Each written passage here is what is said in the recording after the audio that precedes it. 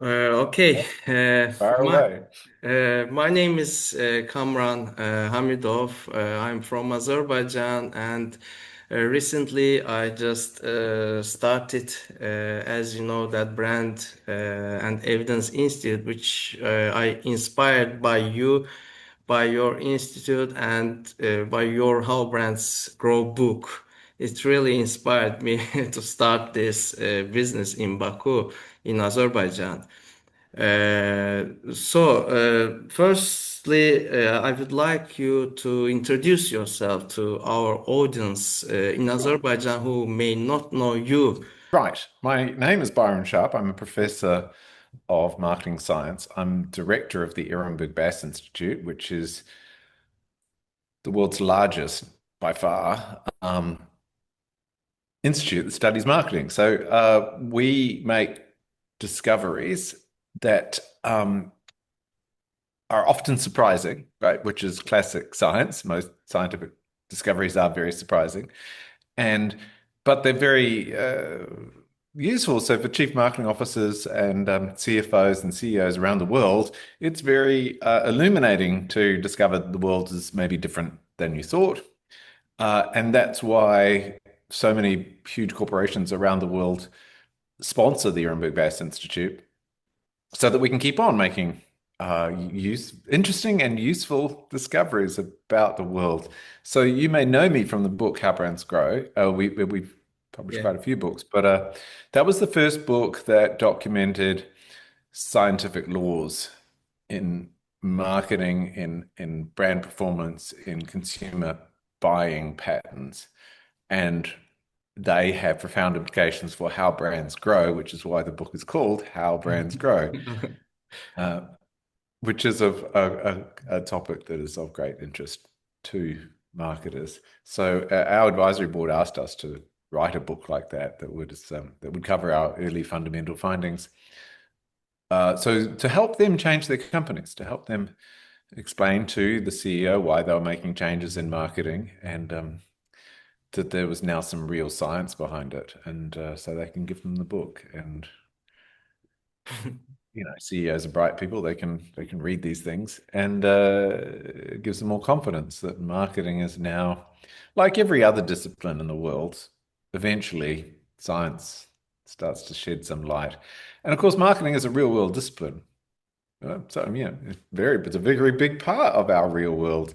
So science just studies the real world, and so of course we can study marketing in a scientific way. And when we do, we discover some very interesting things. So you're just going on doing some researches in order to explore some things in marketing. It's Actually, very, very different from the sort of research that was done previously in universities and in industry. Yes. yes, I see actually. I'm just very curious about reading your researches. Recently, I read the research about the assortment sizes, Mhm. which your institute carried out. It was quite interesting, and I just tried to apply in my company as well, and tried to explain other my colleagues, my managers that we can just take we just can take advantage of this research. So you just told about the science. I would like you to explain marketing science in very simple terms to the marketers who are just new in this sector. Sure. Science isn't actually that.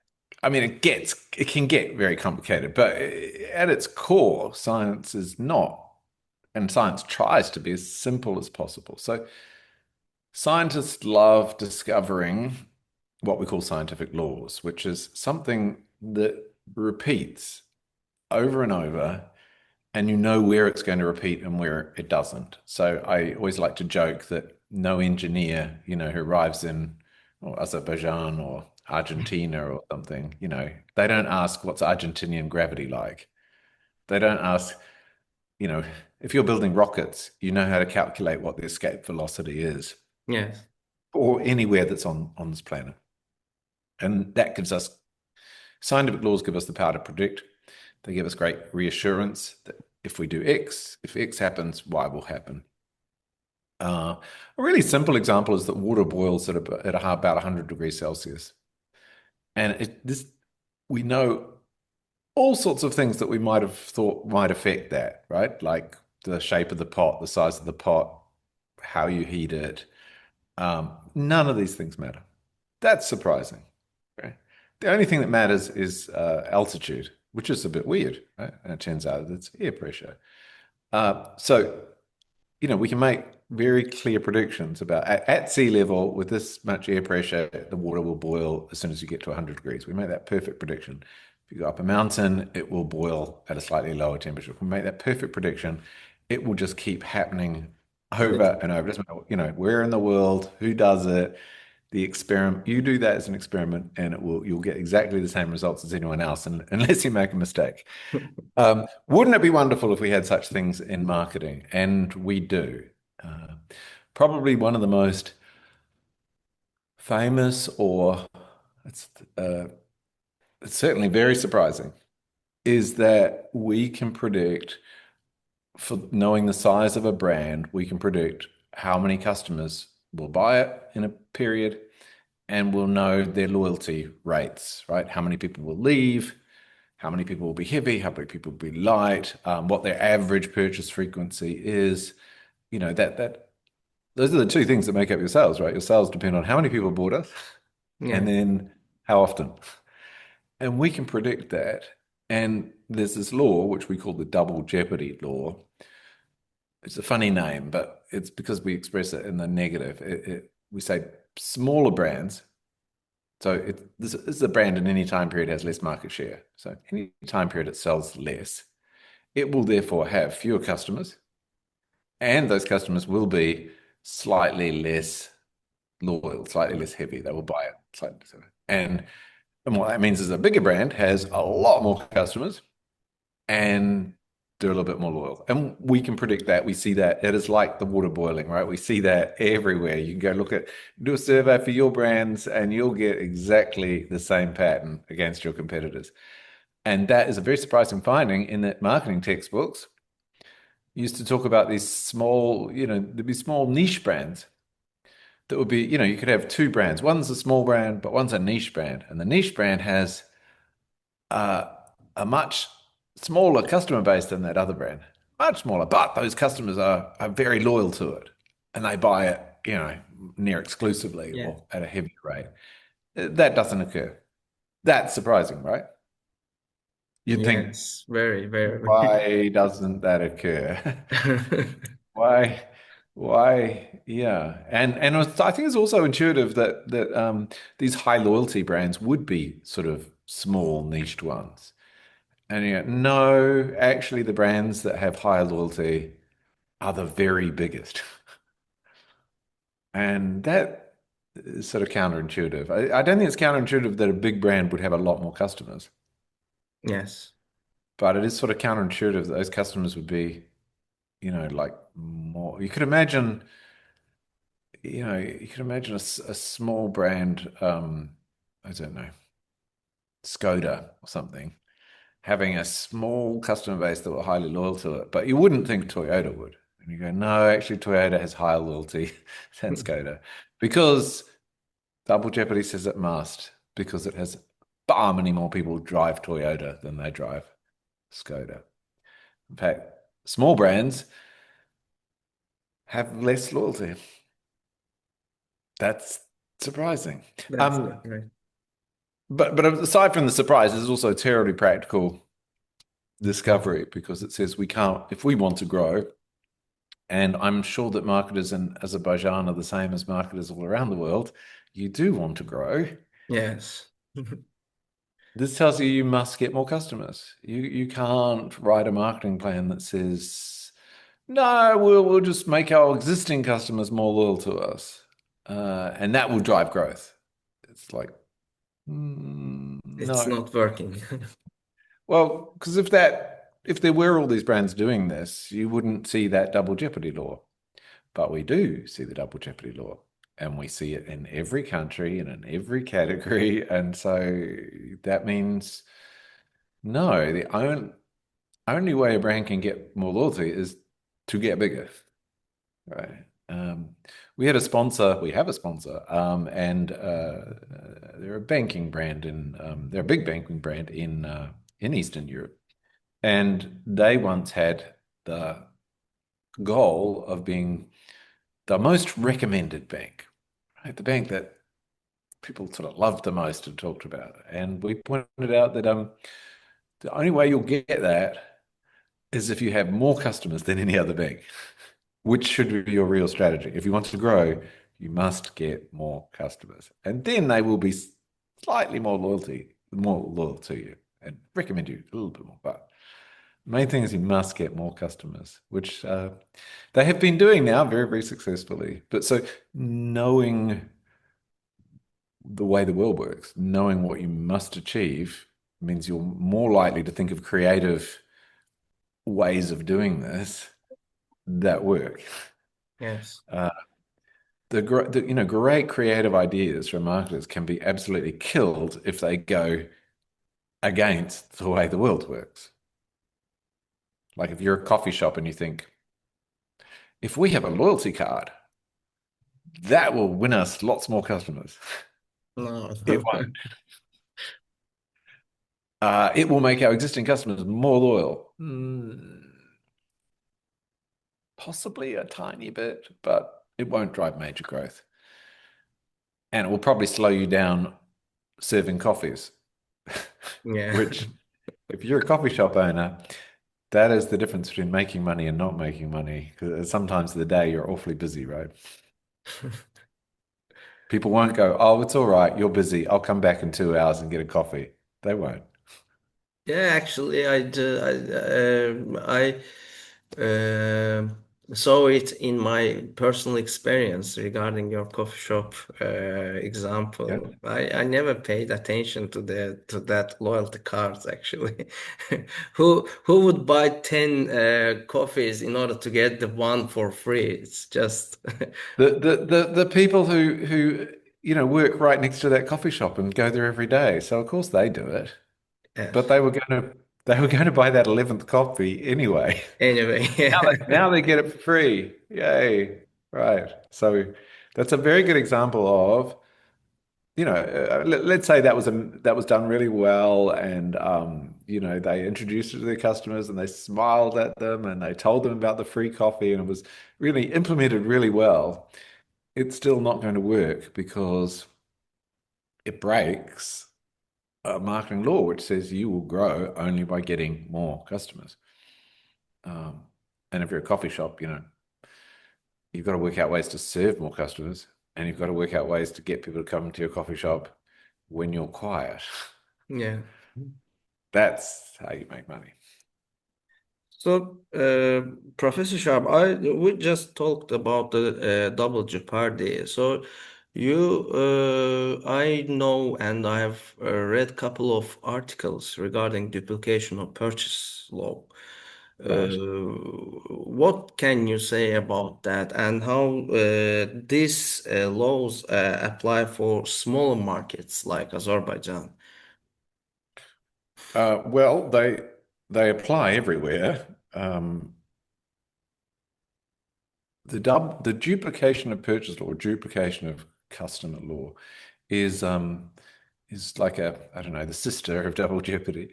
They go together. They go together mathematically, actually.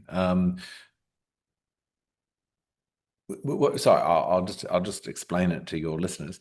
Um, Duplication of purchase is about your sharing of customers, right? So you think, well, my customers don't only buy from me; they buy from other brands as well. So I share them with other brands. How much do I share them? And the duplication of purchase law tells you how much you share with other brands. And the law-like pattern is that you share with everyone and you share more with the biggest brands and you share less with the smallest brands. So if you're a very small brand, then all the other brands might go, in this time period, 5% of our customers also buy this small brand. And that will be true for every brand in the market. Every brand in the market will go, our customers buy that little brand 5% of the time. Whereas another brand that's, say, really big, all the other brands will go, oh, no, no, 60% of our customers also buy that other brand in Yeah. that time. And so it's wonderful to predict. It tells you who you share with, and it tells you who your major competitors are, the big brands. And you definitely share customers. There's a there's a lovely quote from Andrew Ehrenberg, as in Ehrenberg-Bass Institute, very famous marketing scientist, who said, your customers are other people's customers who sometimes buy you. And that's what the duplication of purchase law shows. I mean, good grief, our customers they do buy other brands, and they buy all the other brands, and particularly the big ones. They buy them quite a lot, and they buy the little ones, not so much, but they buy all of them. And I think another striking thing about the duplication purchase, it's a bit back to the sort of niche brand thing. It says you compete with everyone. It's like, who's my strongest competitor? Well, they all are. And in the sense, you compete with all of them. Particularly, your customer base in any time period overlaps more with the biggest brand. So it's not a case of two brands being differentiated in a way that means that they compete closely, but not with the other brands.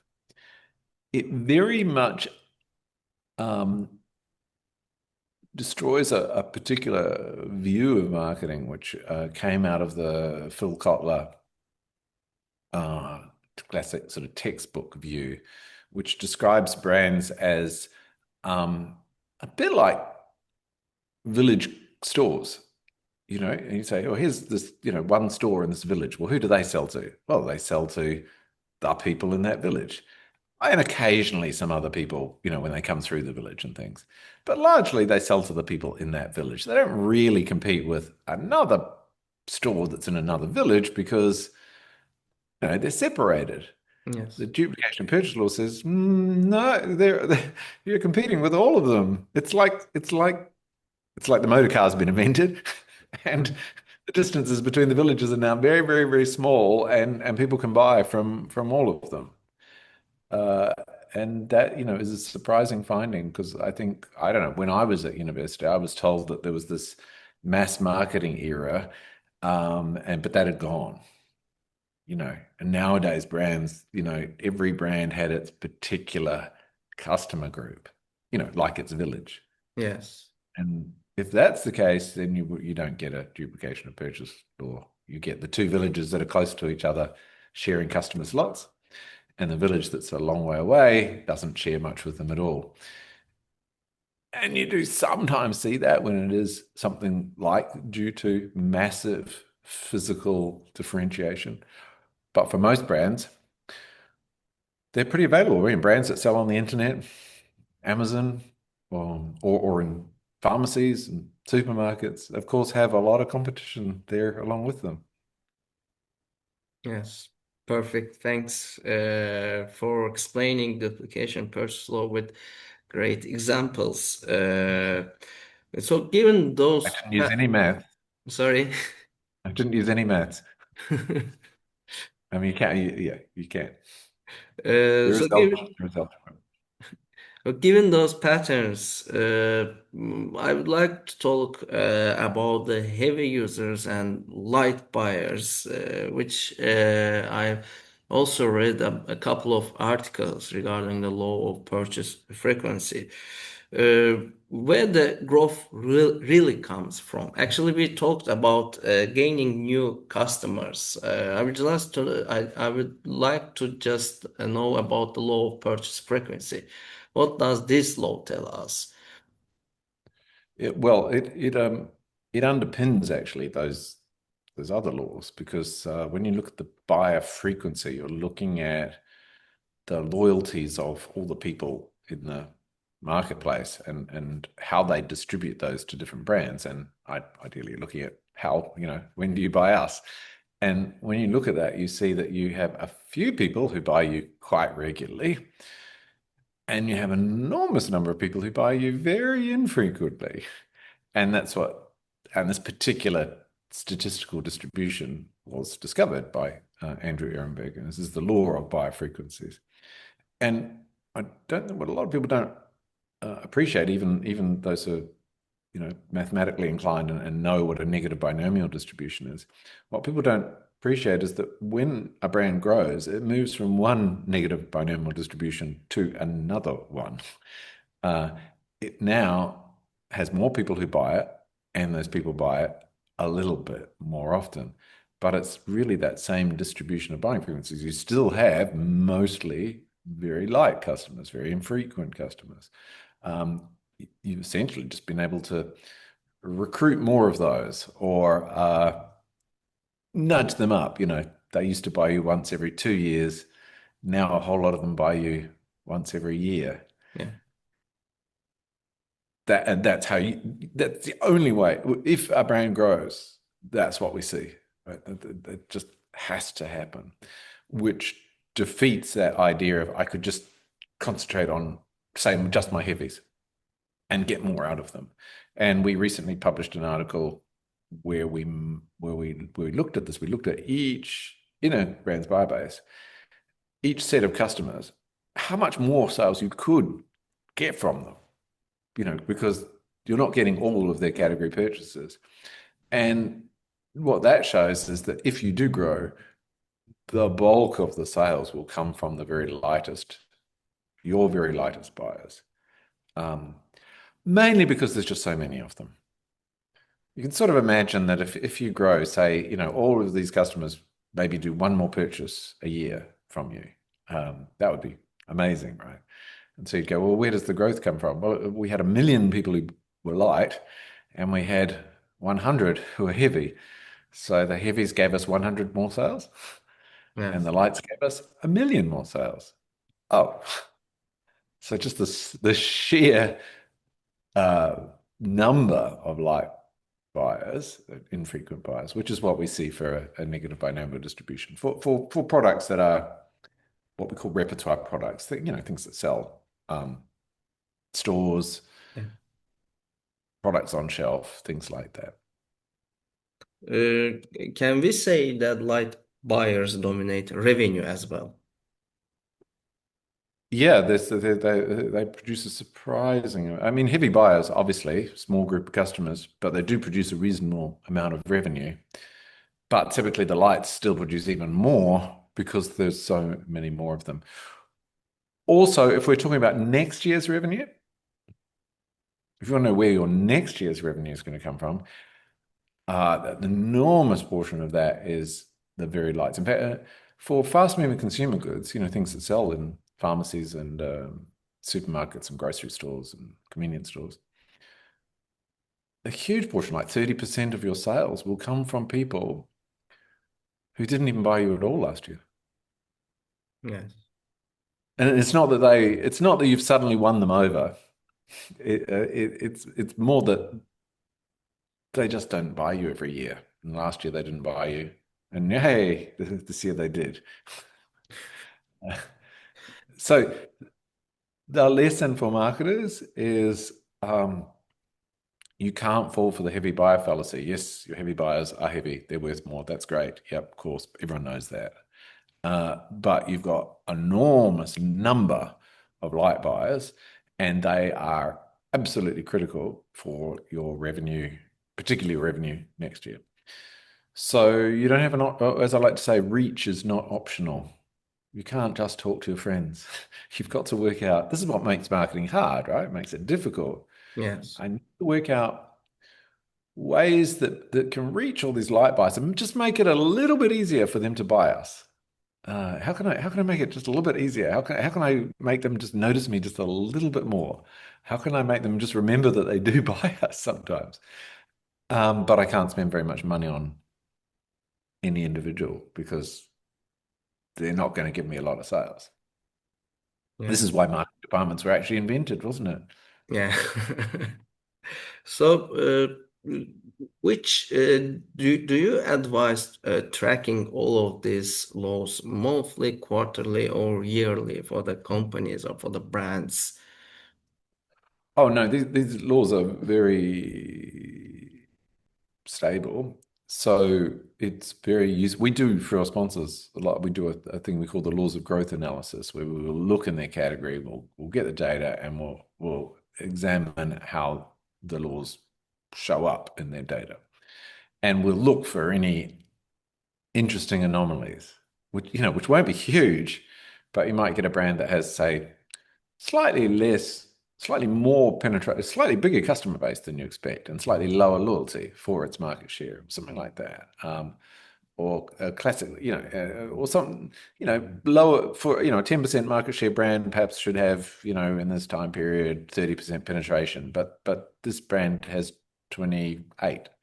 Yeah, we look out for things like that and try to work out, is that because there's something stopping some people buying, something like that. So uh, that is very valuable, very worth doing, and also enormously helpful to um, bring the whole organization on the journey to evidence-based marketing. It's one thing to read the book How Brands Grow, but it's another thing to see it for your own brand. Wow, in my own data, in my own country. Yes, so that's very useful.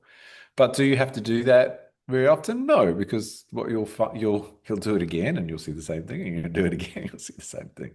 So no, no, it's more you would look again. I mean, you might do it every year, but probably you would do it when you thought there was a reason that there may be something's happening or something that you wanted to explain in the marketplace. Um, Marketers track a lot of stuff that they don't use. I will ask about it in the next questions, but I would like to move on to the price promotions. Do they help long-term growth, or when do they mostly shuffle demand? What do you think about the price promotions? Well, the evidence on price promotions is pretty clear, and we've known this for, this research has gone on for decades now. Um, they largely, I mean, they cause the sales spike. Um, Mind you, that sales spike steals from your competitors, so they will retaliate with their own sales spike later on. So they'll steal those sales back off you. Um, this is great for consumers because they get to buy your brand, they get to buy the other brand sometimes on a big discount. Um, and consumers like that. It also speeds them up in shopping. It's why you get the sales spike. But it does nothing for long-term growth. No, it doesn't change anything on the world. Um, a brand that's tracking downwards, ever so slightly losing market share, if you have these sales spikes, they just spike on top of the line, but they don't change the trajectory. The same, a brand that's moving up gets these little bumps, but it doesn't change the trajectory. All it does is give some consumers a great discount, which is, of course, terribly costly for you. So the real lesson is then, why do we do it? Right? Well, it's not to generate growth. It's a total illusion. Yes, our sales go up for when it's on, but then they come back down afterwards, and it encourages our competitors to steal them with their own price promotions. So it's not doing anything for us um, in the sense of sales or growth. It's a total illusion. People who think that, oh no, it gives me extra sales. No, it does not. Uh, but what it does do is perhaps is buy us some better shelf space or display in a store, or just keeps our retailer happy enough that they give us other things, or that they don't delist us. Yeah. So they are like many things. There are certain things that we just have to have sometimes to do business, and we, like I'm sure your company has a legal department, yes, or Yeah. office cleaners. Now, ideally, you would not have these expenses, but you have to. And sometimes price promotions are like that. So what's the lesson? Well, we should not be spending any more on them than we need to. Yes. Yeah. If the job of the price promotion is to help our sales reps out in dealing with the retailer, right, we'll spend enough to do that. Don't spend any more. It would be the equivalent of, saying we could spend double on our cleaning costs. Well, we could, but we don't want to. Super, thank you for the answer. I would like in order to finish our interview, what measurements, if a team could track only five metrics to stay evidence-led, which five would you pick and why? I mean, this varies enormously between different companies. So you want something that you craft for you. And I really encourage you to be creative and think, okay, so the big lesson that comes out of the scientific discoveries that are in the book, How Brands Grow, is that brands, in the long run, they compete, or they compete in building mental and physical availability, being easier to buy for more customers. The biggest brands have the most mental and physical availability. Smallest brands suffer, they don't have enough. So I want some metrics that help me diagnose, am I doing a good job at building mental and physical availability? And sometimes this might be a measure of things like, right, how many stores am I in? You know, am I close to the main buyers, whatever. It might be that. But it could also just be, am I doing things well? So is my media reaching more people? Is it reaching at more times across the year? Uh, Choose metrics that will help you um, do a better job.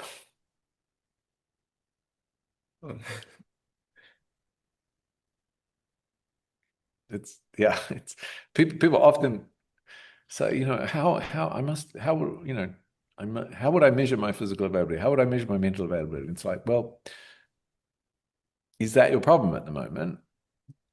I mean, or can you, like, is that your problem, or is it you want to do it better? So to have a think about what metrics you would want to measure that would allow you to do it better, or are you worried that you've got mental and physical availability that's not overlapping? Are you worried that you have, maybe good mental or physical availability in some places, but not others? Right, well, go out and measure and see. Yes. Find out where your problems are, find it there, and then measure your improving that. This idea that we have to put in place, a few metrics and then track them every month, and we'll do that for the next 10 years is a bit odd, really. Yeah. Yeah, I mean, because we've already got metrics like that, which are things like sales, market share. Yes. We've got those measures. Yeah. So, and they're very important measures. They flow through into our financial metrics. And yeah. And so we've got those. We know about the general health of the business. What we don't know is usually diagnostic stuff. And so you should be thinking always, right, well, what should I go and measure that would help me do that thing better? But what that is going to depend on what you suspect your problem is at the moment and what things you can change. Doctors, they might measure your height once, right? They don't ask men if they're pregnant. They work out. They're set, horses for courses, right? Yeah.